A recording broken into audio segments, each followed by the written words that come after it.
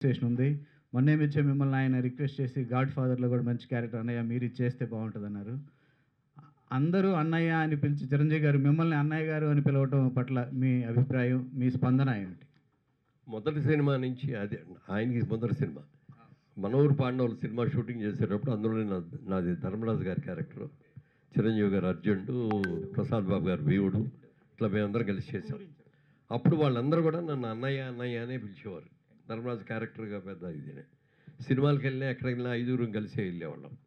తర్వాత ఒక రోజున కృష్ణరాజు గారు అన్నారు, చిరంజీవి గారు యాక్ట్ చేస్తుంటే చూసి మురళీమోహన్ అవుతాడు పెద్ద యాక్టర్ అవుతాడయ్యా, కన్ను చూసి ఎంత ఉందో ఎక్స్ప్రెషన్ బ్రహ్మాండంగా ఉంటుంది, మంచి విలన్ అవుతాడయ్యా అన్నాడు ఆయన. విలన్ అవటం ఏంటండి బాబు, అతనికి ఉన్న టాలెంట్ చూస్తే నాకే మర్చిపోతుంది, ఇండస్ట్రీకి మొగుడవుతాడండి అన్న. ఇదే మాట నేను అన్నది, రెండో మాట కాదు, నిజంగా అన్నట్టే అంత పెద్ద హీరో అయ్యాడు.